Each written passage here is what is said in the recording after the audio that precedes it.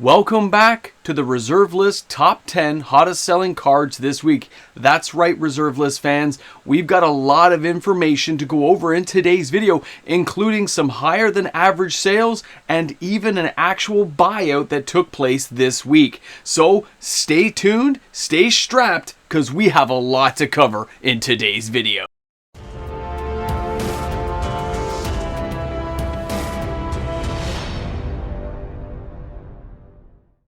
Hi everyone and welcome back. MTG Moxman here, and thanks again for hanging out with me on the channel today. A reminder before we start today's video that if you enjoyed today's content, don't forget to like and subscribe to the channel. New content every single day. And if you're shopping using TCG Player, don't forget I have an affiliate link in the description of my videos. Click the link and help the channel out. Now it's time to get down to some serious business. Our number 10 card this week is Gaia's Cradle. That's right, guys, 34 sales this week, or a total sales volume of $26,859. Now, this card is a far cry from where it used to be. The loss of hundreds of dollars in overall value has a lot of bargain basement shoppers coming out and putting their foot in the door and saying, that's a card that I want to get my hands on. Now, this also lends to the separate discussion of whether Wizards of the Coast would ever reprint the reserve list. With sales like this that continue to happen day in and day out, it becomes less and less likely that Wizards would anger the audience, the fan base, everyone who supports Magic the Gathering. Players better get used to it, because it looks like the more sales we see like this, the longer it's ever going to take for the consideration of a reprint of the reserve list. Now, number 9 this week is Fork. This is a revised edition copy, and this thing used to be like $150. Now you can find near mint copies for $40, heavily played copies for $20, guys. There's a lot of deals going on. 37 sales this week, or a total sales volume of $1,480. Now, the copies I see selling are, of course, mostly light played and moderately played. People are avoiding the heavily played, and they're avoiding anything that's investment grade. They are going for the middle of the road but nicer quality. Since the price point is so inexpensive, it allows players to dive in there and get a better quality copy in case the market ever turns around and these cards go up in value. I mean, why not get in there while you can, just in case? I understand that kind of feeling and sentiment. Absolutely. So as we go through, and remember, Fork gets played in a lot of different formats, in a lot of different deck constructions. Buying it for $40 seems like a bargain basement deal. Now let's go ahead and take a look at a Weatherlight card that I know had been, I knew this was selling a lot. I saw a lot of individual sales, as well as a few far-flung places giving me information. 42 sales this week for Null Rod from Weatherlight. Now this card has been creeping up the last few months. I've been talking about it, but I didn't think there was any real need until I saw what happened here, which is 42 sales. That's not a big sales volume, but the pressure on the supply is starting to grow, which means the price is starting to uptick as sellers and buyers are kind of not meeting in the middle anymore, and we have more of a seller's market where these cards are just commanding a little bit more of a dollar value. Now, this is not an insane thing to pay yet. It's not a $300 card anymore, but it's just one of those things you notice it happening day in, day out, that slow crawl toward the 130, 140. So keep your eye on the card if it's a card you want. If you own some, enjoy the rising value of the card. Now, our next card is going to be one we saw just last week. This is Weatherlight again, and it is Heatstroke. Somebody's having some fun buying this card, obviously. 48 sales this week, or a total sales volume of $199.68. It's less than a dual land to buy 48 copies, so it's a very inexpensive card, but it does see that, players are still willing to get in there and just buy random cards that are on the reserve list, even if they're low value.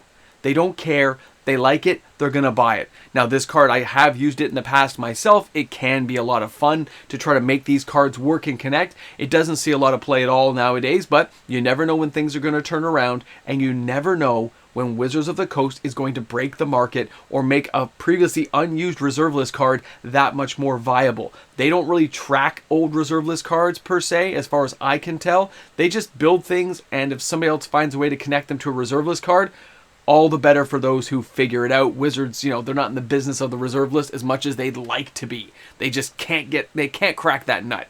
All right, guys, our next card. We're going to revised, and we're going to take a look at Taiga again. This thing refuses to die down. Players are still buying the card. Now, in this case, 53 sales this week, or $18,814. But I want to talk about this for a moment because the copies selling here are heavily played. Heavily played, moderately played. People are avoiding investment grade or even near mint light played. They're going for the cheapest copies they can find, and that's because obviously they want to play with it. These aren't players who are looking for investment grade stuff. This isn't speculator. This is organic growth. Magic needs this. It needs these prices to be a little bit lower for a little bit longer to allow players who've never had the opportunity save up a few bucks and be able to buy these. I mean, you've always got to stay in budget, but for players who were hoping, this is probably as close as we're going to get for the next little while. And we're staying on the revised list for our next card here because in revised, we've now got Tropical Island, guys. This thing has an average price of $499. It's lost a ton of value, but 55 sales this week puts a little bit of pressure on supply, not massively so. $27,000 in sales volume is pretty crazy though. That's a lot of money moving around, but we saw overall singles have been climbing in sales month over month and year over year.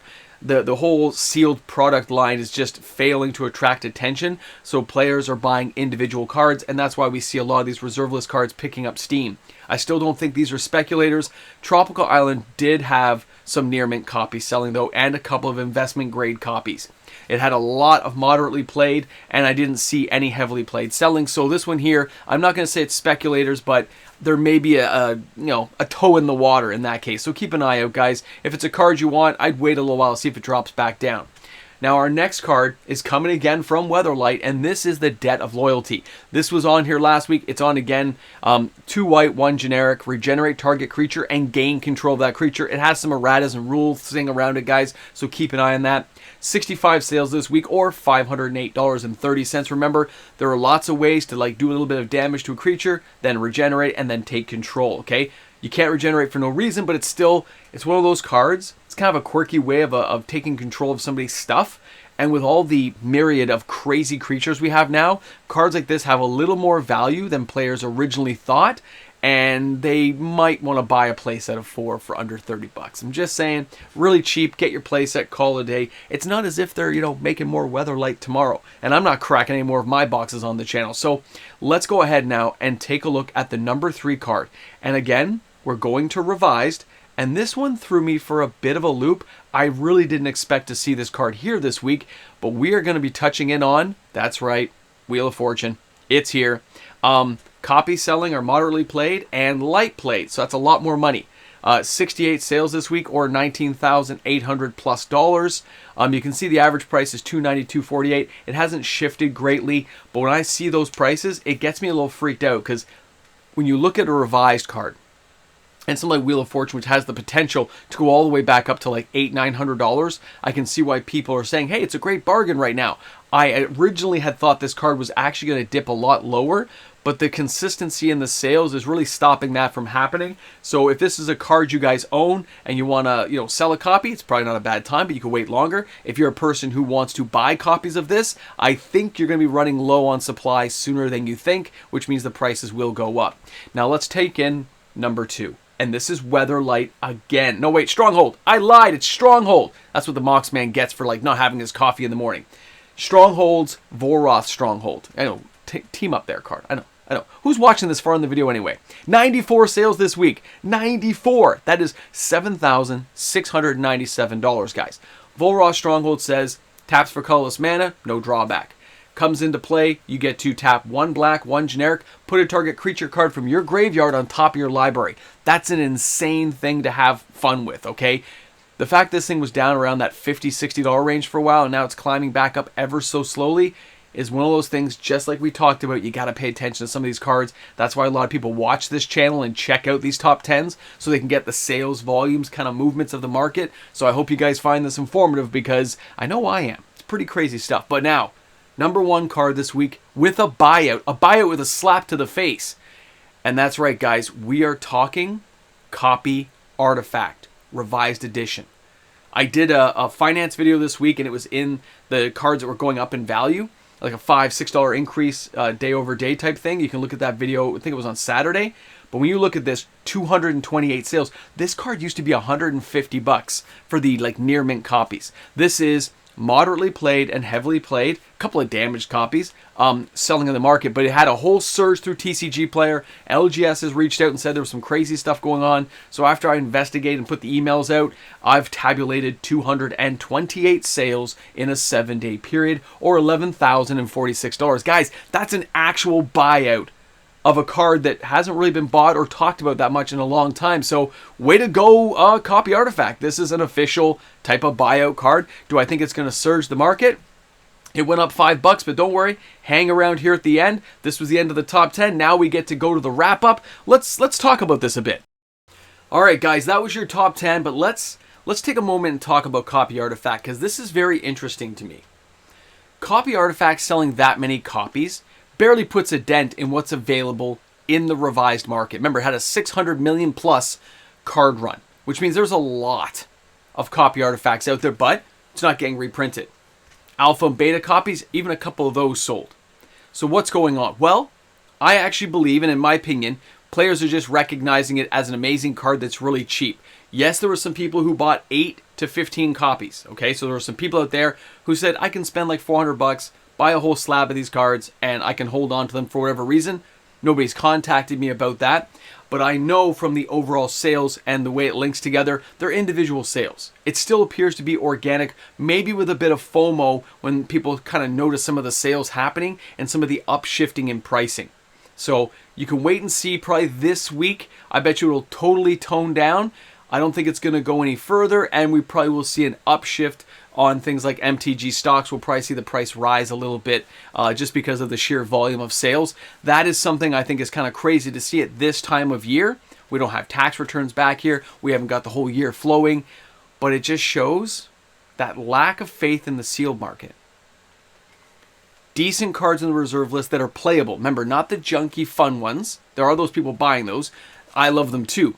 But at the same time, players are looking for the utility cards they actually can play with. And yes, it's still being kind of, hamstrung because most people who are buying these cards are buying one, and it's because they're Commander players. So that's why it's not going to be like a massive thing, because Commander players are not going to buy 20 copies. They're going to buy one copy. But over and over and over, people are maybe picking up copies for different deck constructions or different things they want to build and utilize in future decks. And they just see it at a good bargain basement price, because the average price is $45. I can find them here in Toronto for $35. All right, they're locally $35 Canadian, which puts it $22, $23. That's really cheap for players to buy. And Copy Artifact, of course, as a one blue, one generic, is the lowest form of like, hey, let's copy something out. Like, it's kind of an amazing card. It's always been so readily available, and it's never really shot in price after those buyouts died down. So I hope you guys enjoyed the video. Thanks for stopping by the channel, and I will look forward to seeing you guys on the live stream, 6:30, guys, tonight. It's going to be epic. Remember, every Sunday, 6:30 Eastern Standard Time, the Moxman does his live stream. Hope you guys can stop by and chill with me, as we're going to talk about a lot of Magic stuff going on, and probably the possibility of future buyouts, okay? Thanks again, guys. I'll see you tomorrow. Have a great day. Thanks again to all the wonderful patrons who support this channel every day. My YouTube membership members, guys, a big nachos and cheese sundae to all of you out there. Thanks again for supporting the channel. Looking forward to seeing you tomorrow, of course, with another video. Have an awesome day, everyone.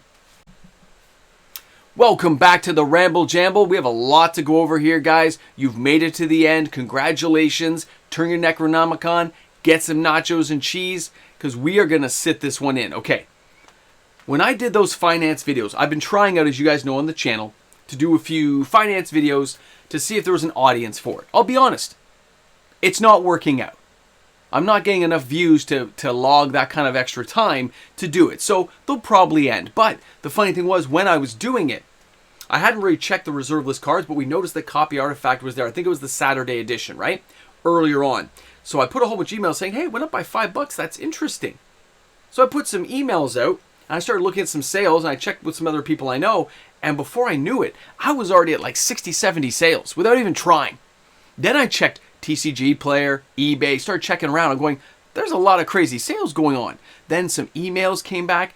Now you're like 150, 200, and this is before I could do all the counts. So that would have ended, I guess what, this is Saturday night at around 11:30, and that's when I had to kind of cut things off to get the videos done. So I looked and said, that's insane. So even though I may not continue those finance videos, at least it gave me information that led to this, and actually counting. I mean, I don't check every card. I can only check maybe 150 to 180 cards now, give or take. Some days are better than others because you go down a rabbit hole. If you find enough sales, you got to keep looking. Anyway, interesting stuff. Copy artifact. Copy artifact. An actual buyout. 200 plus. I usually consider anything 50 or more. Actually, even 20 or more is a small buyout by today's standards. But when you hit 200, that is a lot of cards, man. And remember, we used to be 150 bucks. Can you imagine selling 220 of those at 150 bucks? That's a lot more money, right? So people see it as a deal.